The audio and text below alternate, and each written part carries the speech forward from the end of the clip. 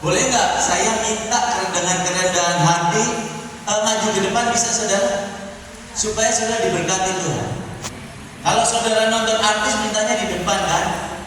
Nah, ayo, ini bukan artis tapi raja di atas segala raja yang sedang berbicara kepada kita. Amin. Ayo aku undang maju ke depan, dipenuhi. Haleluya. Saya akan singkapkan rahasia saudara, kebenaran Tuhan yang luar biasa. Saya undang dipenuhi yang di depan dulu. Ayo.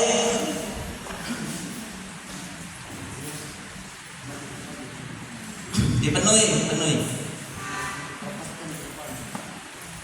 Haleluya. Haleluya.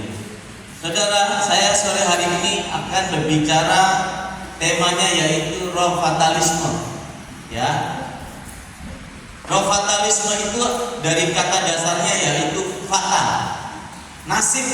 Jadi kalau ada orang punya pengertian, sudah nasib saya hidupnya miskin. Nah, itu roh fatalisme. Sudah nasib saya menjadi duda. Istri saya tuh umur 40 tahun meninggal. Itu roh fatalisme, saudara. Ya, ada seorang hamba Tuhan, dia kesaksian. Dia bilang, saudara, dengan isak tangis, saya bersyukur, saya berterima kasih, saya bangga kepada Tuhan. Sebab ketika suami saya itu sedang berkhotbah, suami saya jatuh, dibawa ke rumah sakit, dirawat 2 hari, langsung meninggal. Memang suamiku itu sering berdoa, nanti kalau Tuhan panggil, ketika aku sedang bekerja, engkau dapati aku sedang berkhotbah Tuhan. Saudara, kalau mati umur 40 tahun itu tidak alkitabiah.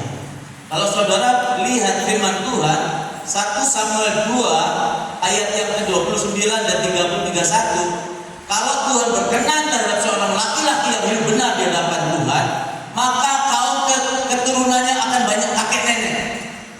Tapi kalau Tuhan tidak berkenan, kaum keluarga keturunanmu itu tidak akan ada kakek nenek. Ya.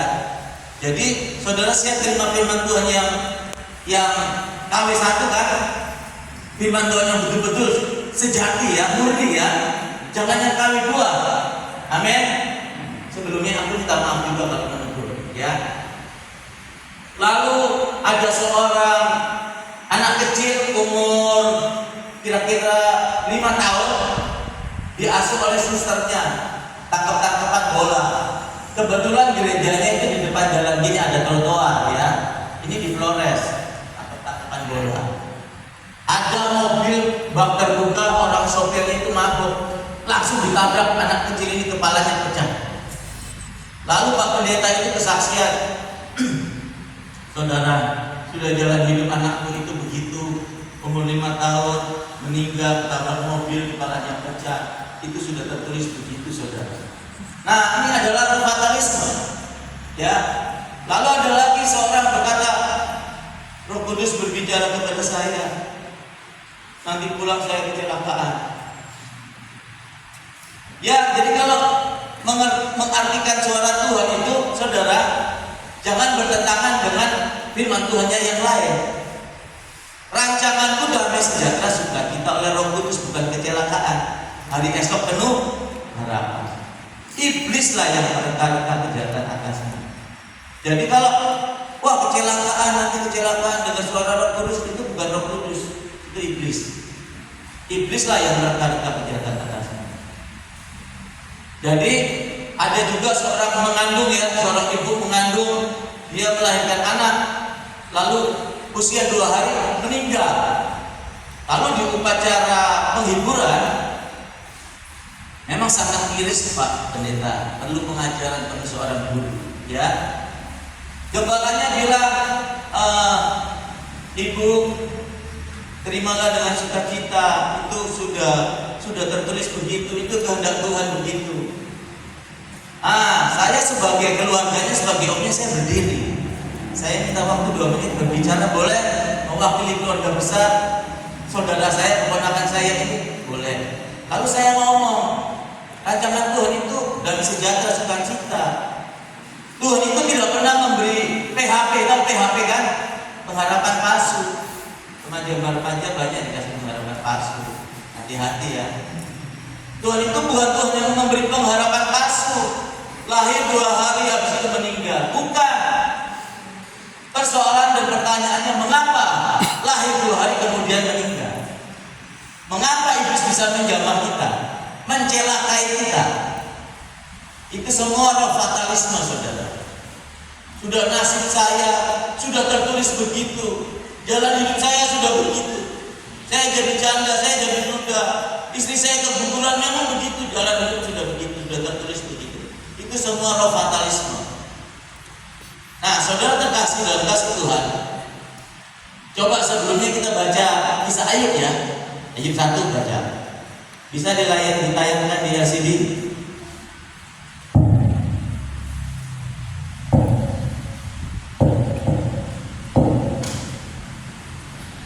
Ya, tolong kita baca bersama-sama. Saya yang ganjil, sidang jemaat yang genap. Ayub 1 ayat 1 sampai 22. Demikianlah firman Tuhan. Kesalahan Ayub dicoba.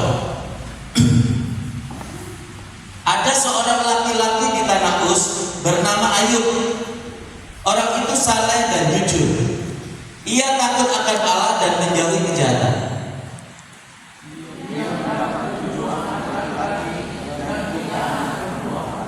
Ia memiliki 7.000 ekor kambing domba, 3.000 ekor unta, 500 pasang lembu, 500 keledai betina, dan budak-budak dalam jumlah yang sangat besar. Sehingga orang itu adalah yang terkaya dari semua orang di sebelah timur.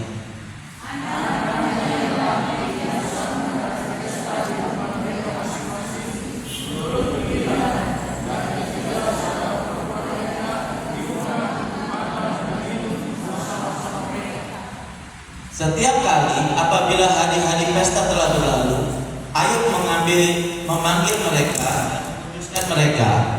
Keesokan harinya, pagi-pagi bangunlah Ayub, lalu mempersembahkan korban bakaran sebanyak jumlah mereka sekalian. Sebab pikirnya, mungkin anak-anakku sudah berbuat dosa dan telah mengutuki Allah di dalam hati. Demikianlah dilakukan Ayub senantiasa.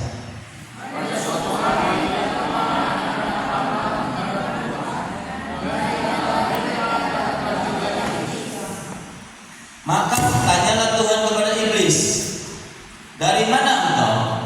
Lalu jawab iblis kepada Tuhan, dari perjalanan mengelilingi dan menjelajah bumi.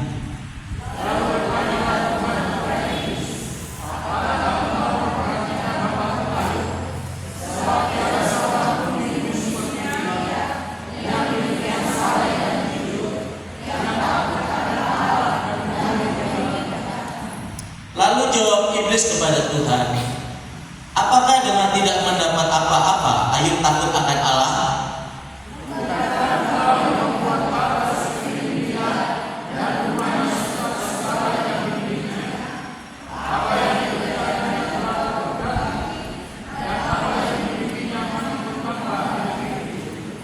Tetapi ulurkanlah tanganmu dan jamalah segala yang dipunyainya. Ia pasti mengutuki engkau di hadapannya.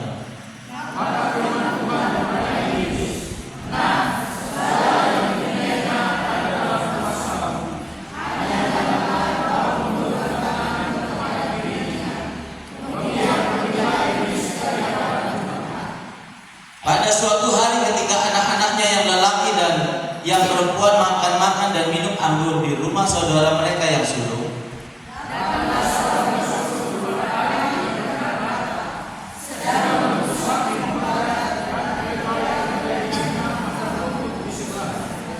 datanglah orang-orang Seba menyerang dan merampasnya serta memukul penjaganya dengan mata pedang. Hanya aku sendiri yang luput sehingga dapat memberitahukan hal itu kepada Tuhan.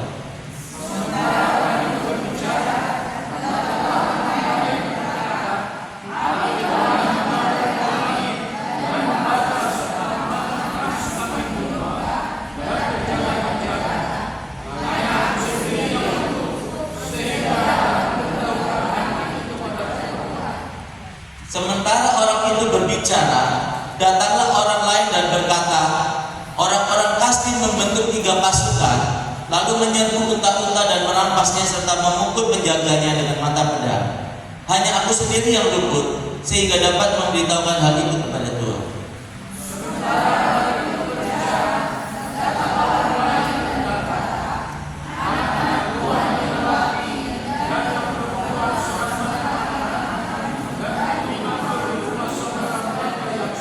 Maka tiba-tiba angin ribut bertiup dari seberang padang gurun. Rumah itu dilandanya pada 4 penjurunya dan roboh menimpa orang-orang muda itu, sehingga mereka mati. Hanya aku sendiri yang luput, sehingga dapat memberitahukan hal itu kepada Tuhan.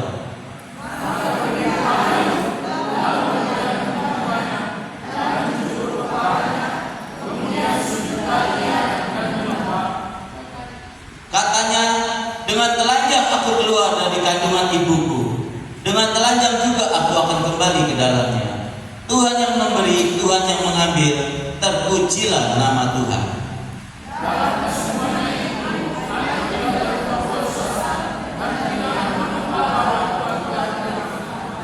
Ya, lanjutkan ayat 2, ayat 1 sampai 10.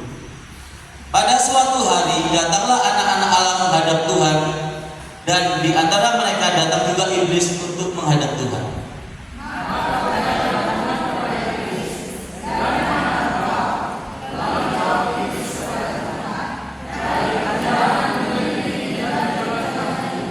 Firman Tuhan kepada iblis, apakah engkau memperhatikan hamba-Ku Ayub? Sebab tiada seorang pun di bumi seperti dia, yang demikian saleh dan jujur, yang takut akan Allah dan menjauhi kejahatan. Ia tetap tekun dalam kesalehannya, meskipun engkau telah membujuk aku melawan dia untuk mencelakakannya tanpa alasan.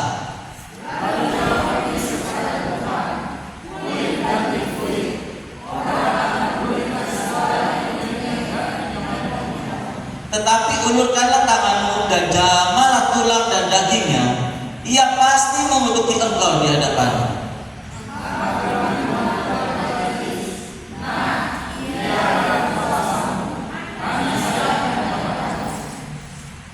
Kemudian iblis pergi dari hadapan Tuhan, lalu ditimpanya Ayub dengan bara yang busuk dari telapak kakinya sampai ke batu kepalanya.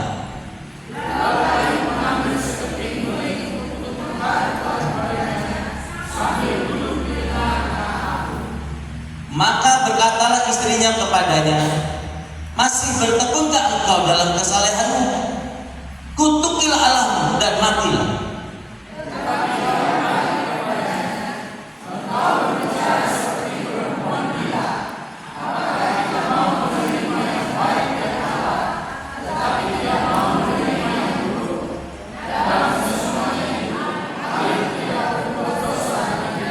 Amin, amin. Saudara, ada hamba Tuhan yang besar menggembalakan ratusan ribu orang di Surabaya, gereja yang terbesar. Saya ketemu dengan beliau di Mall Tunjungan Plaza, didorong-dorong pakai kursi roda, ngiler-ngiler, ya. Saya bilang kepada jemaat, saya tidak mau jadi hamba Tuhan kalau nanti saya di hari tuanya sakit stroke di kursi roda. Saya nggak mau jadi hamba Tuhan. Ada pendeta yang terbesar juga di Semarang, umur 51 tahun, sakit, dirawat di rumah sakit beberapa hari meninggal, umur 51 tahun. Saya nggak mau jadi hamba Tuhan nanti kalau sekarang saya 54 tahun, mungkin 55 tahun, 57 tahun, 60 tahun saya meninggal sakit jantung, kaget gitu, atau ketabrak, ya kan? Saya tidak mau menjadi hamba Tuhan kalau hari tua saya seperti ini. Kenapa saudara? Kan janji Tuhan, coba Ulangan 7 ayat 12 sampai 14. Kita baca bersama-sama. Atau saudara catat, saya katakan saja ya. Ulangan 7 ayat 12 sampai 14. Demikianlah firman Tuhan. Dan akan terjadi jikalau engkau baik-baik mendengarkan firman-Ku, hidup memegang perintah-perintah dan ketetapan-Ku, maka Aku Tuhan Allahmu akan memberkati engkau, akan melindungi engkau, penyakit sampar, penyakit menular, wabah celaka, malapetaka yang dahulu kutimpakan di Mesir, sekali saja tidak akan pernah menjamah. Kalau kita baca lagi Mazmur 91, janganlah kamu takut terhadap penyakit sampar, penyakit menular yang berjalan di tengah malam di kegelapan. Sebab kamu hanya menonton saja. Walaupun 1000 direbah di sisi kirimu, berlaksa-laksa di sisi kananmu, kamu hanya menonton saja. Tidak ada penyakit sampar, penyakit menular, wabah celaka yang menjamah kita. Umur manusia 70 tahun sampai 80 tahun kalau kuat. Aku akan menggendong engkau sampai memutih rambut. Coba Tuhan, kita digendong Tuhan sampai memutih rambut kita, itu kalau dijelaskan sangat panjang. Perlindungan, pemeliharaan Tuhan yang luar biasa kepada kita. Sekarang yang menjadi pertanyaan, kenapa janji-janji Tuhan itu tidak terjadi kepada kita? Hamba-hamba Tuhan yang udah menggembalakan belasan ratusan ribu orang, kenapa di usia tuanya stroke di kursi roda, sakit kanker? Di gereja kami ada saudara saya, ini untuk kesaksian menguatkan saudara. Di lidahnya itu ada benjolan, ya. Sudah diperiksa 2 profesor, katanya kanker ganas karena akarnya seperti kembang kol. Ini nanti saya bahas firman Tuhan dulu. Lalu dia minta doakan saya, waktu itu saya ada di Medan. Saya bilang, ya maaf ya, ini adik kakak ya, dia waktu gembala, adik iparku. Ya dek, besok kan aku pulang, nanti minggu aku khotbah, aku doain. Ketika saya sedang berkhotbah, Roh Kudus langsung menghinggapi saya dan saya mengeluarkan nubuatan, perkataan, marifat. Saya bilang, benjolan yang ada di lidahnya Pastor Andi yang sudah diperiksa oleh 2 profesor, kanker ganas, hari ini saya katakan itu bukan kanker ganas. Kalau kanker ganas, aku bayar dengan nyawaku. Aku gantikan nanti di neraka. Jadi itu kasih yang sempurna. Ketika Tuhan mau membinasakan bangsa Israel, Musa bilang, Tuhan, janganlah engkau murka Tuhan. Kalau engkau tetap murka, hapuskanlah namaku dari kitab kehidupan. Jadi alias Musa itu adalah dimasukkan neraka. Yang penting orang Israel tidak dibinasakan Tuhan. Itu kasih yang sempurna. Jadi saya ngomong gini, bukan saya mau menggantikan Tuhan Yesus, bukan, jangan salah mengerti. Karena saya percaya Dia Allah yang setia, tidak pernah ingkar janji. Jadi saya katakan seperti itu, saudara. Wajar kalau adik iparku itu takut. Karena di gereja kami satu lagi ada GBI juga, Pastor Andi David, saya udah belakang, saudara. Ada benjolan juga di lidahnya, kanker kembang kol, seperti kembang kol akarnya. Sudah diperiksa kanker ganas, dioperasi, dipotong lidahnya, nggak bisa ngomong. Nggak sampai 1 tahun, kankernya menjalar sampai ke tenggorokannya, meninggal. Umurnya paling baru 50 sekian, 51 atau 52, kira-kira. Wajar kalau adik ipar saya takut. Dan saya sebagai seorang hamba Tuhan, saya berkata di depan jemaat, itu mempertaruhkan nama baik saya, juga nama baik Tuhan yang kulayani. Selesai berkhotbah, saya bilang kepada istri, saya berlutut, aduh, aku takut, aku gemeter. Saya, kenapa aku ngomong begitu tadi ya? Aku nggak bisa kuasai lidahku. Aduh, nanti kalau nggak terjadi gimana? Kita pindah aja di Salatiga, daerah dingin. Aku nggak mau ketemu lagi teman-teman saudara-saudara di gereja. Istriku, saya ngomongin, lagian kan ngapain saya ngomong-ngomongin, asal ngomong aja. Aku nggak bisa tahan, lidahku ngomong. 2 minggu kemudian, saudara, saya dengan saudara saya Gary sedang penginggilan di Cilacap, lagi nyetir mobil. Ada telepon dari adikku yang perempuan. Wah, saya gemeter. Kenapa, Min? Adikku ya, istri. Kenapa? Aku gemeter. Ini aku dari rumah sakit. Wah, saya gemeter, takut. Sampai ngintip gas juga gemeter. Kenapa? Puji Tuhan, saya langsung kayak disiram air es. Saya senang. Kenapa? Ini dari rumah sakit, diperiksa profesor yang ketiga. Ternyata kutil biasa. Amin.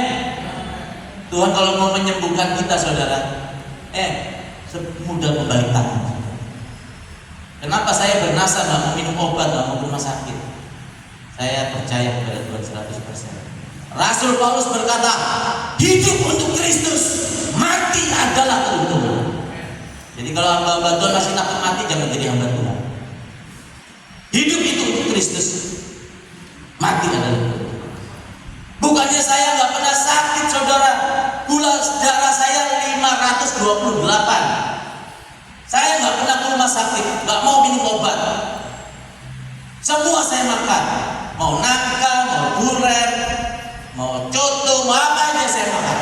Sate kambing, babi tore, babi kecap saya makan. RW saya makan, RT aja enggak. Saudara lihat, oke. Saya doakan orang sakit TBC buruk di ruangan kaca sudah tidak terhitung. Saya masuk hampir 1 jam, berkali-kali. Saudara lihat, oke. Saya sehat.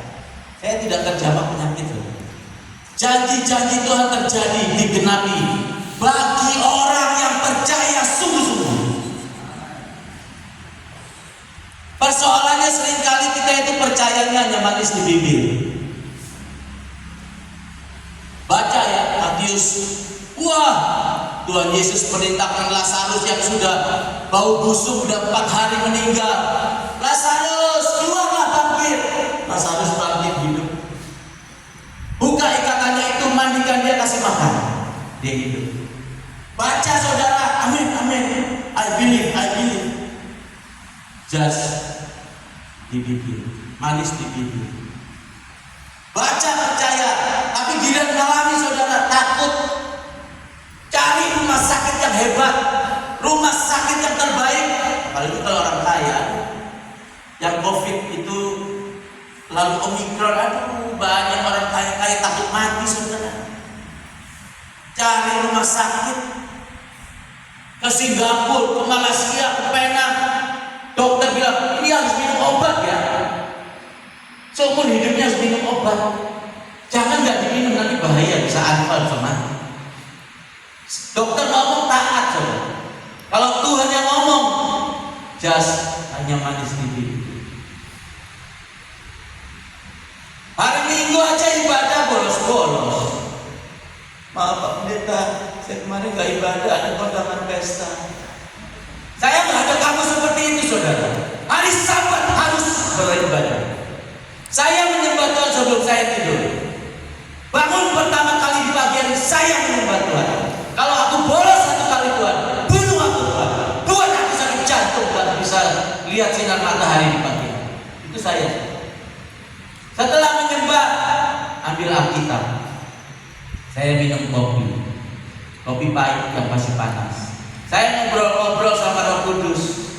Kalau saudara ke rumah saya, Pak Pendeta ke rumah saya, Pak Pendeta Daniel atau Pak Pendeta John ke rumah saya, minum kopi, susu atau teh atau kopi hitam, saya buatin.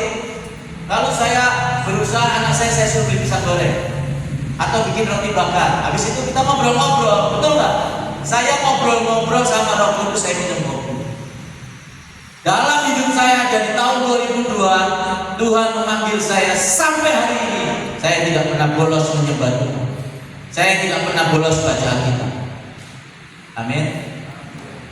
Saya nggak pernah bolos tidak beribadah. Kecuali saya berada di satu tempat yang dimana gereja tidak ada. Kalau saudara berdedikasi seperti itu kepada Tuhan, maka semua janji-janji Tuhan itu akan digenapi kepada saudara.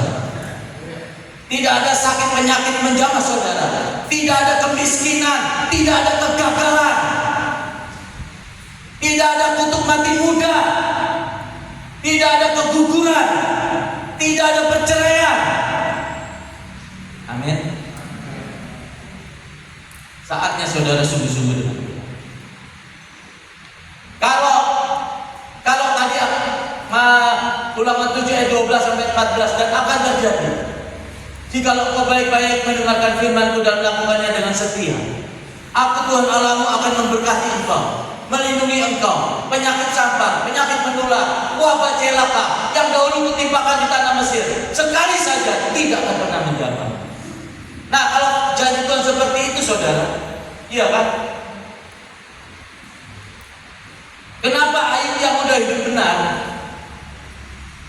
takut akan Tuhan, jujur, soleh, kok mengalami malapetaka yang begitu mengerikan? Kata Tuhan, mata Tuhan tertuju kepada orang benar. Kalau kita taat sama firman Tuhan, gak ada penyakit yang menjamah kita, tidak ada malapetaka mendatangi kita. Kenapa sekarang Ayub yang hidupnya benar, takut akan Tuhan, soleh dan jujur, mengapa Ayub anaknya 10 itu mati dalam satu hari? Kenapa hartanya habis? Kenapa Ayub juga menderita sakit dari ujung kepala sampai ujung kaki? Why? Udah hidup benar, udah hidup takut akan Tuhan. Saudara, manusia itu bisa sakit karena 3 hal. 1, karena dosa. Saudara, banyak aja selingkuh, bohongin istri, sakit AIDS. 2, melanggar hukum-hukum alamiah Allah.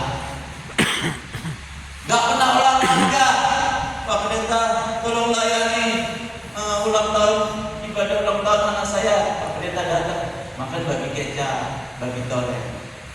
Nanti 2-3 bilang, Pak Pendeta, anakku naik pangkat, ucapan syukur, tolong layani, makan bagi kecap, bagi toleh.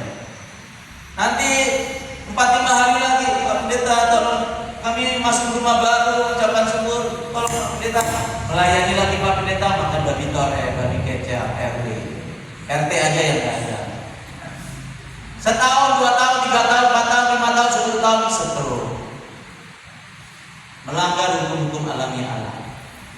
Gak pernah olahraga. Alkitab mengajarkan kita, Tuhan Yesus puasa 40 hari 40 malam berjalan kaki naik gunung. Tanya dokter, olahraga yang terbaik jalan kaki, jogging, berenang. Jaga makan, makanan lezat menyukakan hati. Makanan lezat seperti menaruh pisau di leher. Saudara semua boleh saudara makan makanan-makanan lezat, tapi jangan gelonjol, jangan rakus. Nanti kalau stroke, kolesterol, iya kan? Nah, jadi kalau ada pendeta-pendeta besar sakit stroke, sakit kanker, kita tidak boleh menghakimi. Wah, dia dosa tuh, nggak benar tuh. Bukan. Mungkin karena melanggar hukum-hukum alamiah Allah. Alkitab kan larang kita menghakimi, betul? Jadi kalau menyampaikan firman Tuhan yang sesuai dengan firman Tuhan dari Kejadian sampai Wahyu itu pas, gak kontradiksi, gak seperti orang luar bilang firmannya orang Kristen apa itu kacau balau, sebentar A, sebentar B, sebentar C. Itu yang gak ngerti. Nah saudara, mengapa Ayub yang udah hidup takut akan Tuhan, hidup soleh, jujur, anaknya 10 mati sekaligus satu hari, hartanya habis? Kenapa saudara? Perhatikan, firman Tuhan berkata Ayub tidak bersalah dengan bibirnya.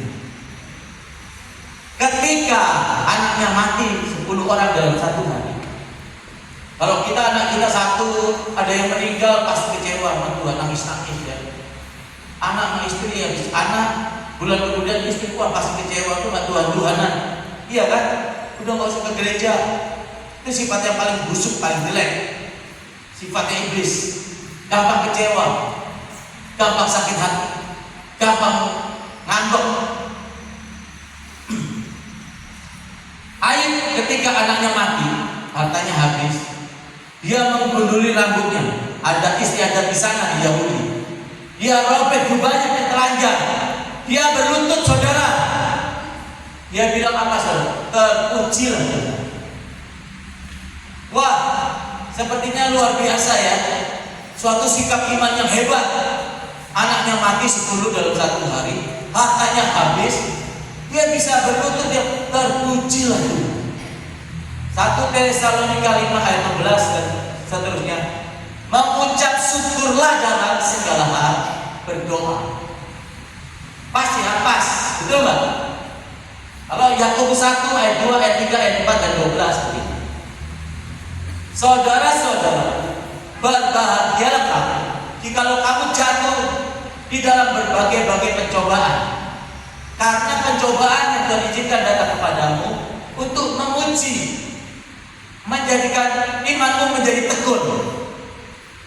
Kalau sudah matang dan sempurna, kamu tidak akan kekurangan sesuatu apapun. Ya, pas kan, pas. Kalau kita mengalami pencobaan disuruh berbahagia kan, betul kan? Pas. Ayub berlutut, terpujilah.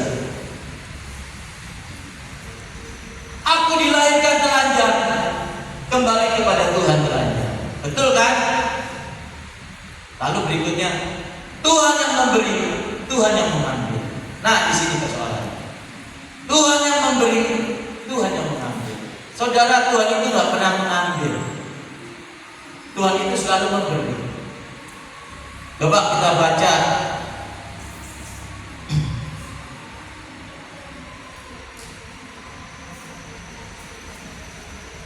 Yohanes 3 ayat 16. Sudah hafal semua kan? Dicatat aja. Yohanes 3 ayat 16. Karena begitu besar kasih Allah akan dunia ini, sehingga dia mengaruniakan anaknya yang tunggal, yaitu Yesus Kristus, supaya barang siapa yang percaya kepada dia tidak binasa, melainkan memperoleh hidup yang kekal.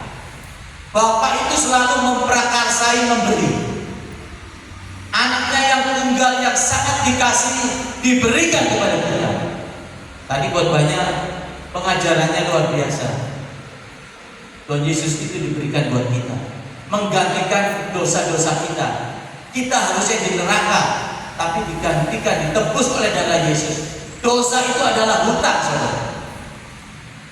Di zaman Yahudi sana nggak bisa bayar hutang. Suami, istri, anak tahan semua jadi budak, dijual. Lalu Yohanes 10 ayat 10, pencuri datang untuk mencuri dan membunuh dan membinasakan, tetapi aku datang untuk membawa segala kelimpahan. Jadi Allah itu memprakarsai memberi. Ya, Dia tidak pernah ambil. Kalau yang Tuhan berikan kepada kita diambil, kita mati, saudara. Nafas roh yang diberikan Tuhan, roh yang dihembuskan Allah, diambil, kita mati. Dia nggak pernah mengambil. Jadi yang menjadi persoalan, Ayub itu tidak menyadari bahwa di dalam hatinya, di dalam pikirannya sudah dirasuk sama roh yang namanya roh fatalisme. Terpujilah Tuhan, aku dilahirkan telanjang, kembali kepada Tuhan telanjang. Tuhan yang memberi, Tuhan yang mengambil. Lalu ketika Ayub juga sakit borongan dari ujung kepala sampai ujung kakinya, istrinya bilang gini, masih bertekunkah engkau dalam kesalehanmu? Kutuki alam itu, matilah kamu. Ayub bilang apa? Kamu seperti perempuan gila. Apakah kita mau menerima yang baik dari Allah, sedangkan yang buruk kita tidak mau? Nah, Ayub mempunyai pemikiran bahwa yang baik dari Allah, yang buruk dari Allah. Padahal firman Tuhan bilang segala sesuatu yang baik, kalau Yakobus 1 ayat 17 ya, segala sesuatu yang baik dan sempurna datangnya dari atas, dari Bapa segala terang. Segala sesuatu yang jahat dari iblis. Iblislah yang mereka-reka kejahatan atasmu. Allah itu tidak menciptakan kita, saudara, lalu nanti disetting nanti sakit kanker, keguguran, meninggal, kecelakaan, anak kita ditabrak mobil kepalanya pecah. Allah tidak merancangkan kecelakaan. Rancangan itu damai sejahtera sukacita oleh Roh Kudus, bukan kecelakaan. Hari esok penuh harapan. Tuhan Yesus berkata, hendaklah kamu berdoa demikian: Bapa kami yang ada di surga, dikuduskanlah namamu, datanglah kerajaanmu, jadilah kehendakmu di bumi seperti di surga. Di surga itu tidak ada ratap tangis dan getah gigi, saudara. Gak ada. Suami itu meninggal umur 40 tahun, sakit kanker. Gak ada seperti itu. Gak ada keguguran anakku. Gak ada. Apalagi kalau punya anak umur 6 tahun, 7 tahun, 10 tahun lagi lucu-lucunya 2, 3 tahun, 4 tahun meninggal. Wah, kita sedih, saudara. Nangis, saudara. Itu bukan rancangan Allah, saudara. Rancangan Allah itu udah bisa jadi. Di bumi seperti surga, tidak ada ratap tangis dan getah gigi. Gak ada dipanggil, Gary kamu sini. Gak ada di surga seperti itu. Orang buta, gak ada. Juga pengertian yang kurang tepat. Kalau bilang di surga banyak stok jantung, apa itu nggak tepat. Kalau Tuhan sembuhkan, pulihkan, sembuh seperti jantung yang baru, seperti ginjal yang baru dipulihkan. Amin. Oh haleluya, haleluya, haleluya. Saudara, firman Tuhan berkata, saudara, bahwa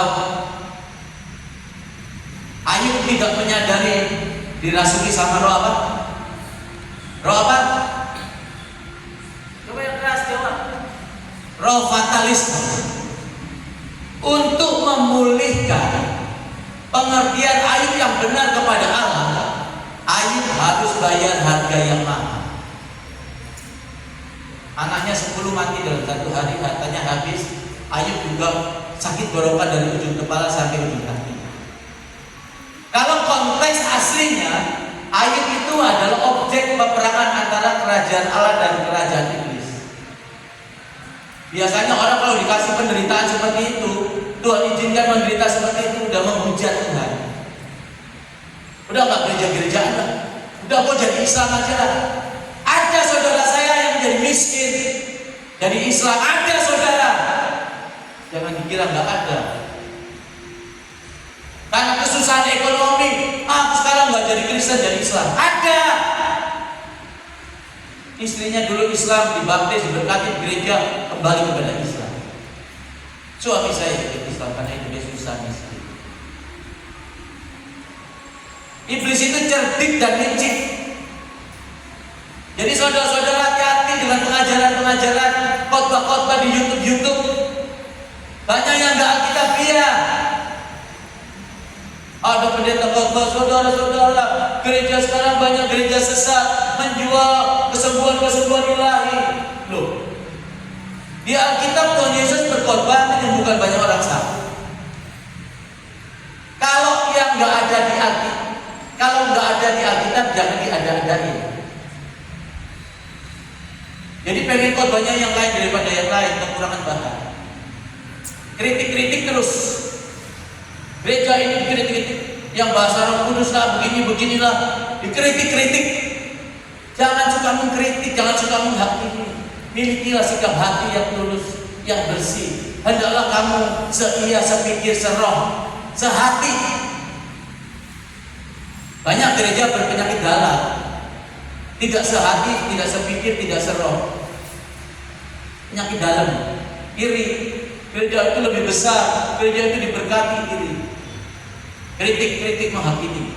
Jangan saudara, kita harus saling mengasihi, saling menopang, saling memberi, menghormati, memberi salam lebih, saling mendahului memberi salam. Iya kan? Gereja harus bersatu, harus unity. Kita adalah persatuan anggota tubuh Kristus. Nanti ada pendeta sikap hatinya sombong, saudara. Mentang-mentang gereja paling besar. Waktu puji-pujian Pak Pendeta, dia dari jauh sana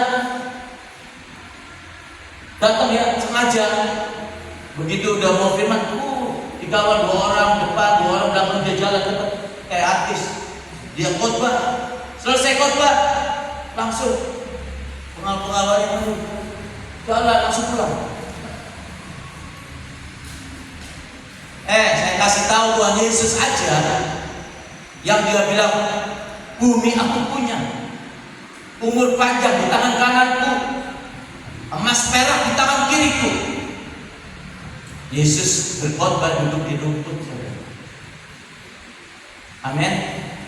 Waktu itu ada emas, ada pedang, ada kain lenan yang halus. Bisa aja Tuhan Yesus, aku mau berkhotbah, coba dibentangkan kain lenan yang terhalus, coba mimbarnya disalut dengan emas. Bisa. Tuhan Yesus khotbah duduk di rumput. Teladanilah aku penuh kasih, rendah hati, lemah lembut, jujur. Amin.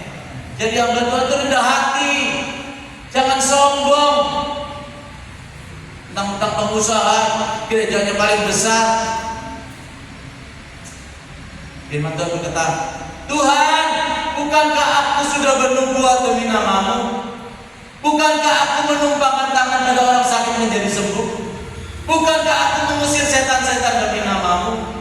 Tuhan bilang, aku tidak kenal engkau, si pembuat kejahatan, pergi dari hadapan. Kenapa saudara? Nah itu sombong. Nanti dari nggak ngerti apa-apa, sekolah jadi sarjana teologi ya, jadi master teologi ya, bahkan ada yang udah jadi doktor, udah terkenal di dunia medsos, diundang khotbah, tolong sampaikan firman Tuhan ini, bacakan di Papua, menentukan tarif saudara 45 juta. Tuhan bilang gini, bukankah engkau sudah menerima upahmu ketika engkau di bumi? Hanyalah engkau si pembuat kejahatan, aku tidak kenal engkau. Ngaku-ngaku sahabat Tuhan. Kalau sahabat saudara ya, Pak Daniel rumah saya, atau Pak Daniel di jalanan lagi banyak kempes mobilnya, minta tolong saya, saya langsung tolongin orang sahabat. Baru diam aja, Pak Daniel kenapa? Aduh saya lagi butuh uang Pak, anak saya mau bayar kuliah, 3 hari lagi mau ujian, butuh 10 juta. Karena sahabat aku kasih pinjamin, bayarnya terserah Pak Daniel, kapan aja kalau ada. Karena sahabat, betul Pak? Ini enggak, baru disuruh bacain sana berapa dulu tarifnya. Ada pelayan-pelayan itu juga mau melayani, tarifnya berapa, PK-nya berapa. Cuma bukan hamba Tuhan, itu rekan bisnis. PK-nya berapa? Aku kan punya istri, punya anak, rumahku jauh. Betul, betul. Tuhan tahu kamu punya istri, anaknya 3, rumahmu jauh, tahu, Tuhan tahu. Tidak percaya tak engkau? Aku Allah yang sanggup memberkati, mencukupkan segala keperluan. Amin. Dia Allah yang sanggup saudara, Dia Allah yang baik. Haleluya. Cukup saudara tadi kepanjangan ya. Saudara ada yang sakit? Oke, saya undang bangkit berdiri, angkat tangan aja di atas saudara ya, karena kita mau menjamuan kudus ya. Saya undang pemain musik, worship leader. Oh haleluya, haleluya.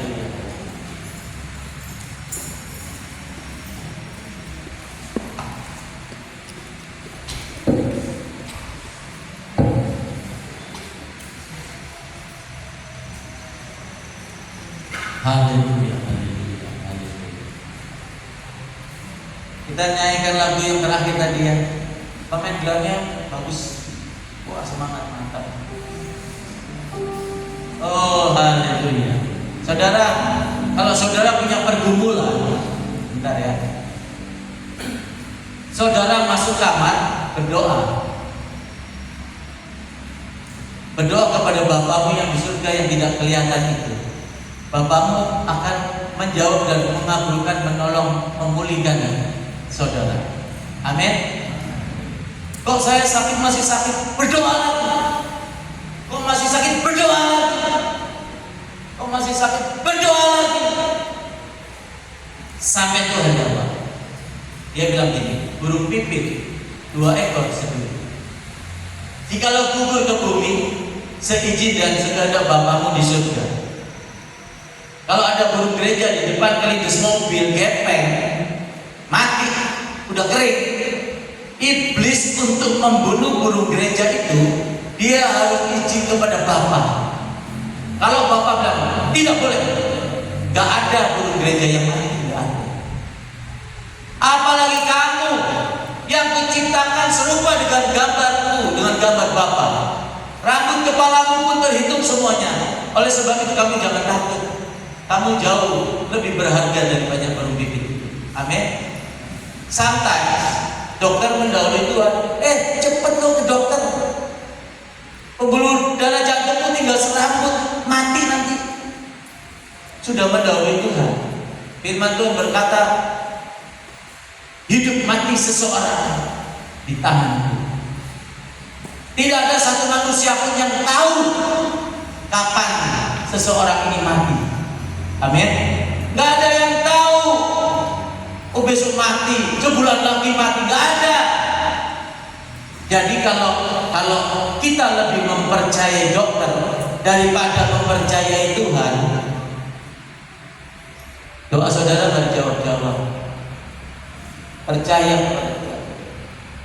Saya jamin kalau saudara setia dengan Tuhan, saudara sungguh-sungguh melakukan firman Allah, saudara sungguh-sungguh hidup menuruti firman Allah. Kalau Tuhan tidak jawab, tidak pulihkan saudara, saya gantikan saudara di neraka. Kalau saudara sakit kanker, Tuhan tidak sembuhkan, saya berani jamin penyakit kankernya berikan kepada saya. Kenapa saya berani ngomong gini saudara? Karena aku melayani Tuhan, Dia Allah yang tidak pernah ingkar janji. Aku Allah yang setia. Janjiku seperti fajar di pagi hari yang tidak pernah terlambat bersinar. Saudara, aku manusia biasa. Aku berani mempercayai Allah seperti itu. Aku mau mengasihi saudara.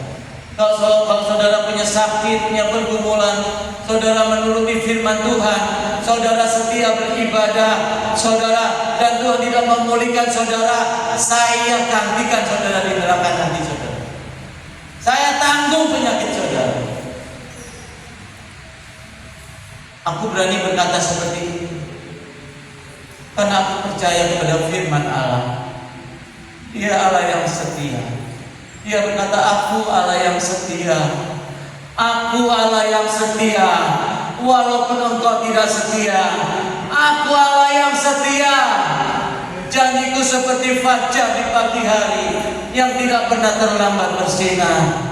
Saudara, mari ambil keputusan mempercayai firman Allah. Jangan pernah goyah saudara. Kalau dokter berkata, banyak orang berkata, kamu akan mati. Don't believe. Hidupmu ada di tangan Tuhan. Saya undang saudara bangkit berdiri. Kita naikkan pujian. Hidupku menggenapi firman-Mu. Haleluya. Saudara yang punya pergumulan, yang meminta pemulihan dari Tuhan, yang ambil keputusan, aku mau mempercayai firman-Mu Tuhan hari ini. Aku mau setia ibadah. Aku mau memperbaiki cara hidupku Tuhan. Saudara angkat tangan. Haleluya. Haleluya. Mari musik kita. Nyanyi yang mesra saudara, dengan hati yang sungguh-sungguh. Yes. Sekali